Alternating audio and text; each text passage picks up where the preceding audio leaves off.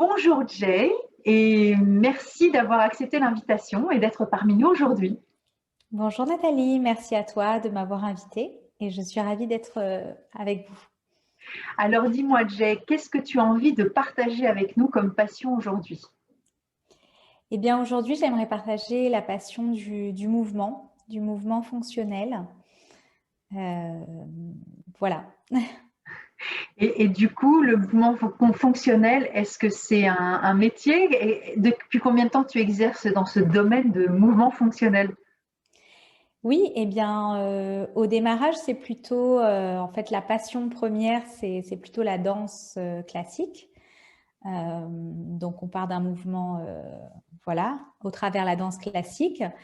Et puis aujourd'hui, effectivement, j'en ai fait un métier en travaillant sur le mouvement d'une façon plus globale et en intégrant cette passion première au travers voilà, de la passion plus large. D'accord. Et du coup, tu es professeur de Pilates, c'est bien ça? Exactement, donc professeur de pilates et de danse classique. Et puis j'ai développé du coup ma propre méthode de mouvement pour aider les hommes et les femmes, mais surtout les femmes. D'accord. Elle a un nom, cette méthode? Oui, aujourd'hui elle s'appelle The Recovery Method. Ok. Et voilà, elle aide à améliorer les fonctions du corps en fait au quotidien. C'est un côté très holistique, très fonctionnel justement. Voilà, ça peut être pour plein de problèmes et pour être plus conscient de comment on bouge et savoir bien bouger en fait. Pour être plus précis, je vais t'expliquer ce qu'est le Pilates. Donc le Pilates, hein, c'est une méthode de renforcement musculaire qui travaille principalement sur les muscles profonds et qui a été inventée au début du siècle par Joseph Pilates, qui lui a donné son nom. Et en fait, donc on travaille principalement, le principe de la méthode, c'est les muscles du tronc, donc du buste, et notamment les muscles du plancher pelvien, les muscles abdominaux profonds, donc on appelle la ceinture musculaire, c'est-à-dire le transverse et les dorsaux, hein, qui maintiennent le bassin. Et puis, tous les muscles érecteurs du rachis, donc le long de la colonne vertébrale et les dorsaux, voilà, qui nous permettent de nous tenir droit. Voilà, donc ça, c'est vraiment la base de la méthode. C'est que tout part du centre. Et ce qu'on appelle centre en pilates, c'est cette sangle abdominale profonde, le périnée, les muscles du petit bassin et les dorsaux. Et donc le diaphragme ou pas du tout?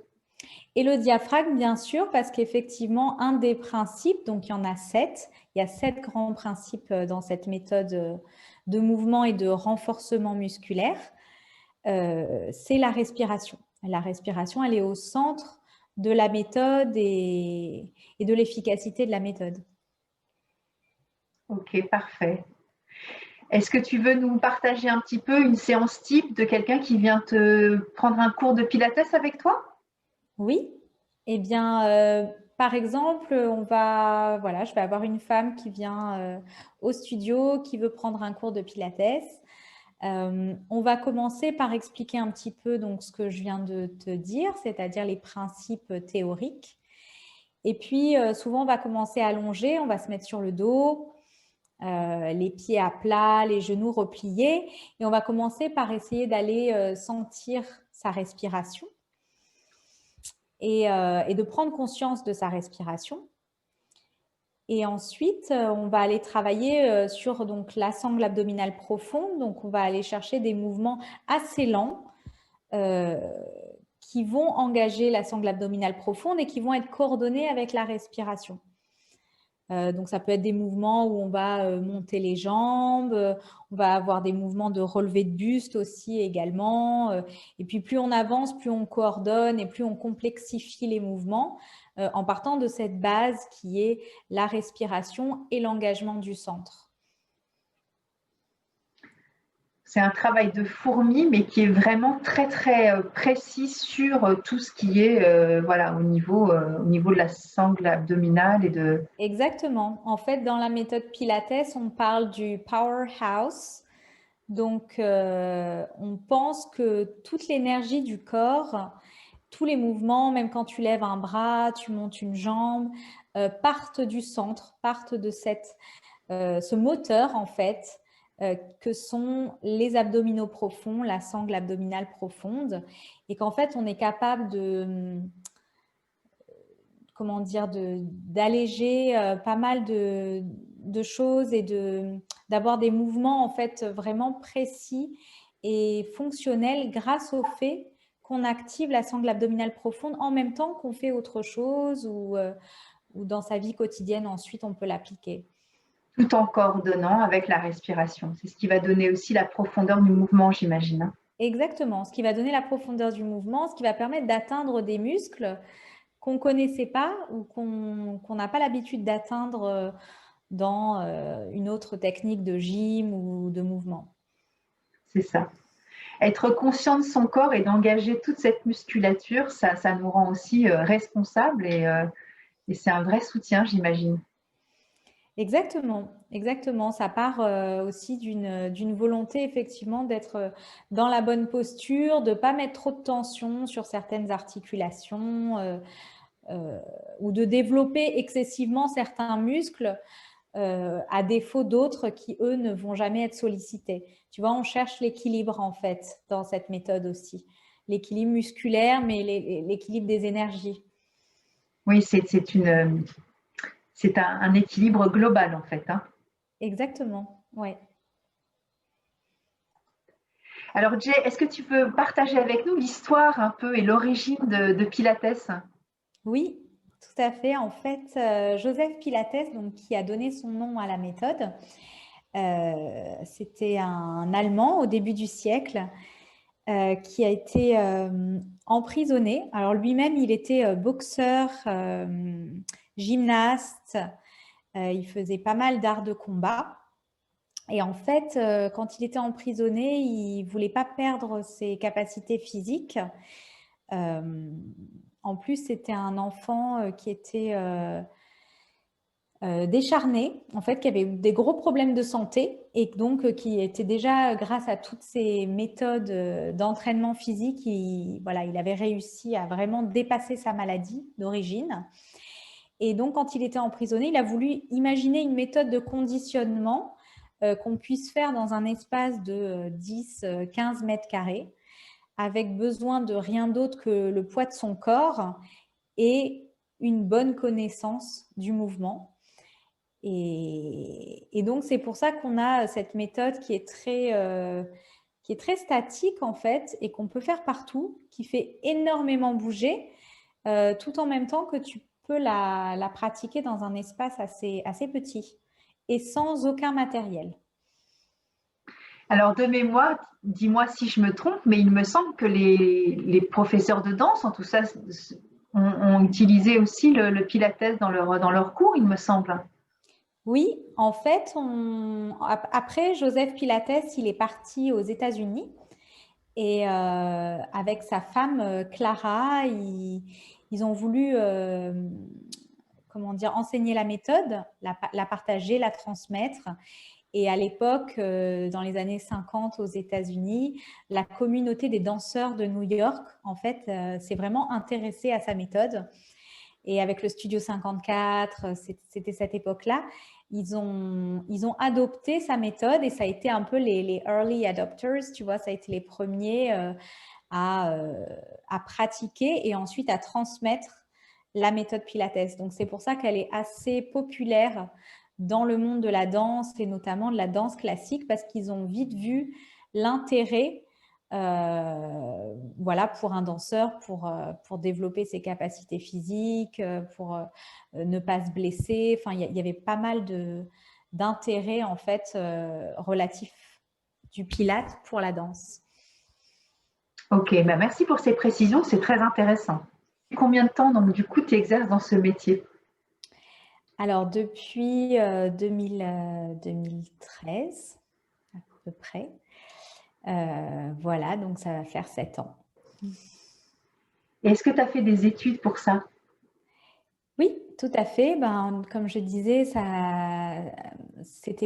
donc ça part de la danse classique. Donc j'ai fait des études de danse classique voilà, sur toute l'enfance et l'adolescence dans des entraînements en fait semi-professionnels, voilà, en conservatoire. Et puis plus tard, j'ai fait des formations de pilates et puis des formations auprès de professionnels de thérapie manuelle et de santé, comme des ostéopathes, des chiropracteurs et puis aussi des sages-femmes.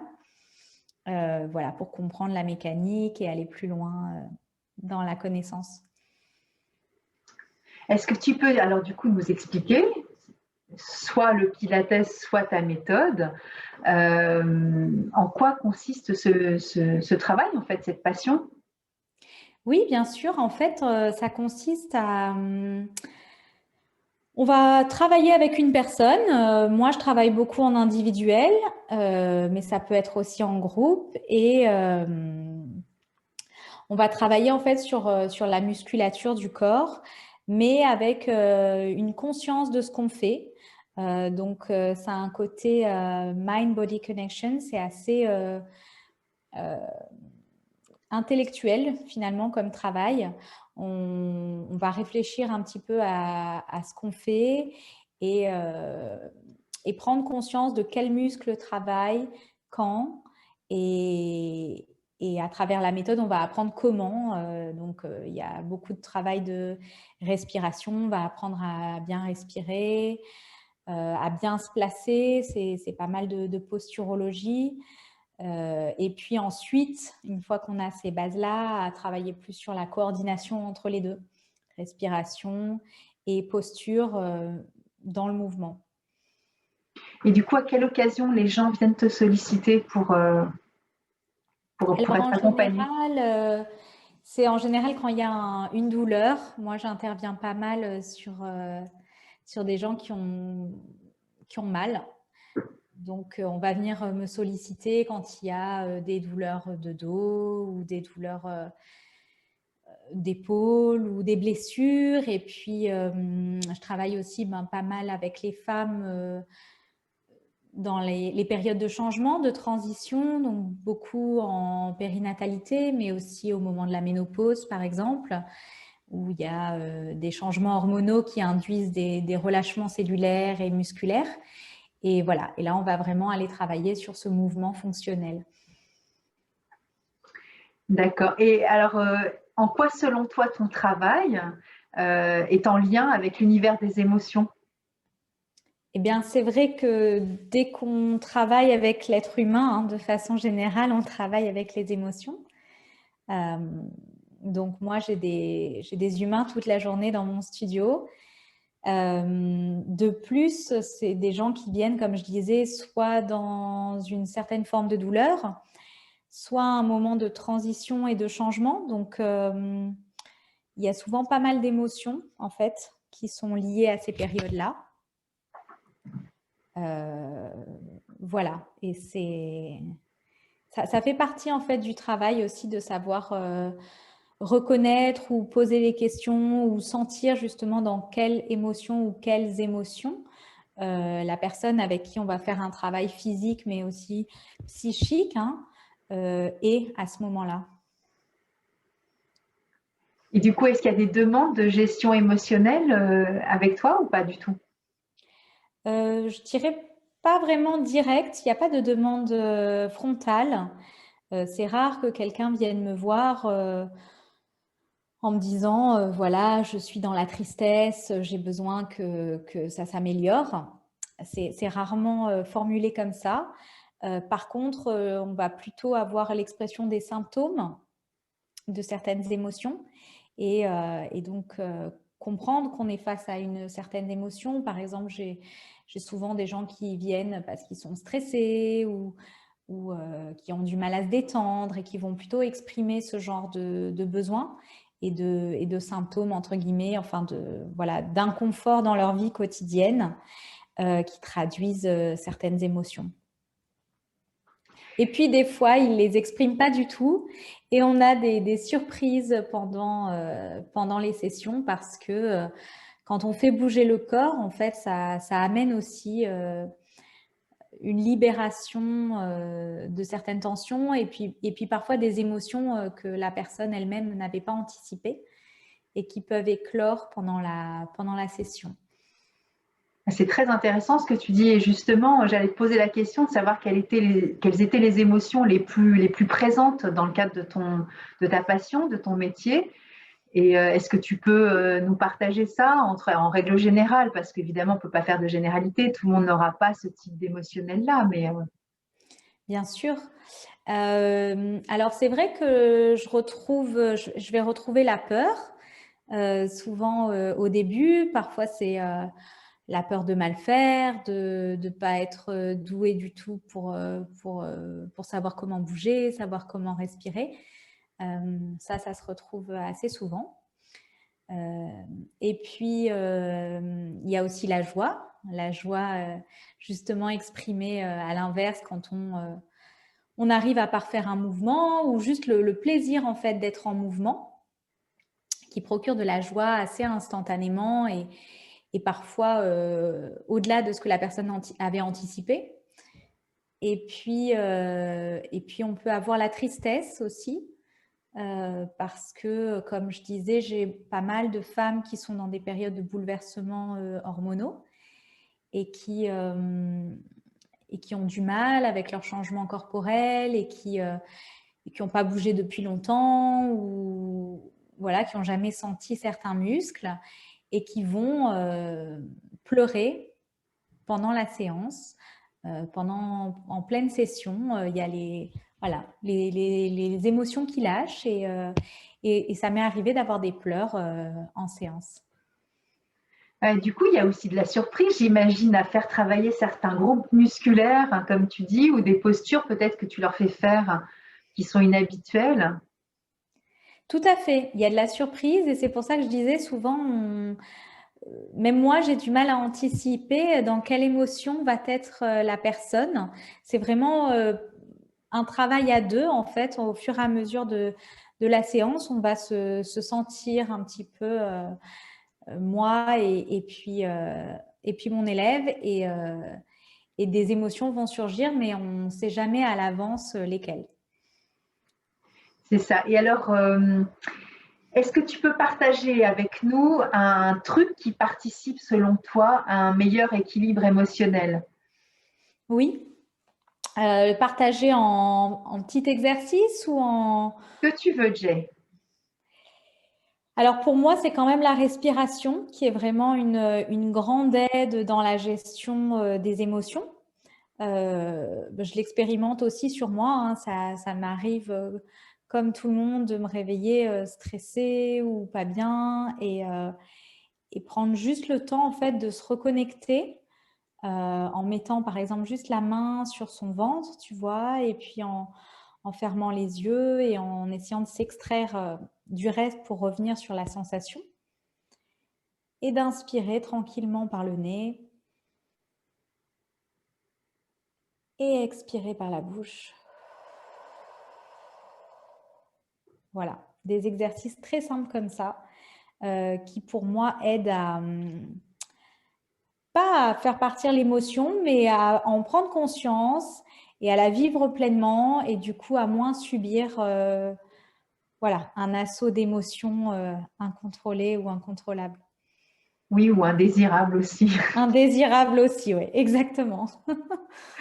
Parfait. Est-ce que tu as autre chose à partager avec nous autour de ta passion, de ton métier, voilà, de ce que tu as envie de partager avec nous?